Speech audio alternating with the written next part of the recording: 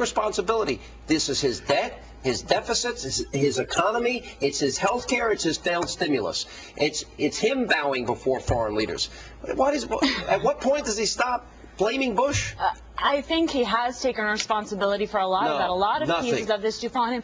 But can we also talk about the fact that when Republicans win in November, which they're going to do, Americans are also going to have an opportunity to start looking at the type of leadership they're providing. And I'm afraid that they're going to be disappointed with what they're offering. You say that, but I'm going to tell you something. If they do one thing and only one thing. And what is that thing? If they stop the reckless spending in D.C. Like they did for the 8 years they were in power? No. Listen. As bad as conservatives like myself were critical of Republicans. Yes, you were. For spending. But these are the same people. But as bad as that was, Dr. Corsi, Obama quadrupled what they did. And also, we've had a whole series of unforced errors. We've had the vacations that have been taken, the American people react to. Oil spill. We've had all kinds, I mean, even the handling of the speech, in terms of Iraq.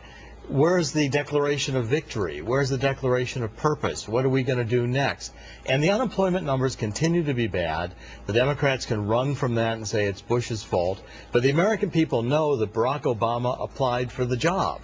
Now, if he's not able to do the job, American people are going to judge that. Not only did he apply for it, James, he begged for it. He went around the country and he said things would be different. We're going to have change. So he's had 20 months now to be president of the United States of America, and by my account, he's failed. He's failed to deliver his promises to change the country in a better direction, to get the economy moving, all the things he promised. And the American people clearly, through these polls, are rendering their judgment. Well, he's given us change. Let's give him that. I mean, I don't know if it's, as they said, change you can believe in, but a lot of things have changed, alas.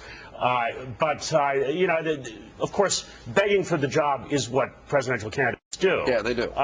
But this is why it's so ridiculous, this line, I inherited this mess from George W. Bush. No, he didn't inherit anything. The presidency is not an inheritance. If it were, we would be living under Queen Hillary.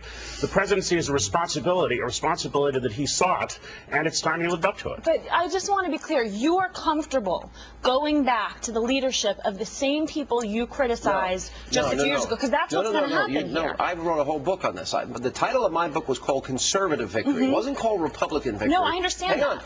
But as bad as I think spending got with Republicans too, I'm saying to Republicans right now, make a contract. In the contract, promise you'll eliminate earmarks. In the contract, promise you'll balance the budget. Okay. In the contract, go back, adhere to the conservative principles and if they that got them in power in 19. If not, they'll be fired. And they should. So we're going to have 2 years of going back till we have so they can be fired. You're assuming that they're going to be the same. I'm assuming that they've learned their lesson. I think the American people would be just as happy if the Republicans came in and stopped Obama. That's what I was going to say. They say the president of a party of no. I think the American people are looking for no right now. And every time Barack Obama says that. And we should keep in mind, it is mathematically impossible for the Republicans to have a veto-proof majority in the Senate after this year. So the only thing they can do is say no.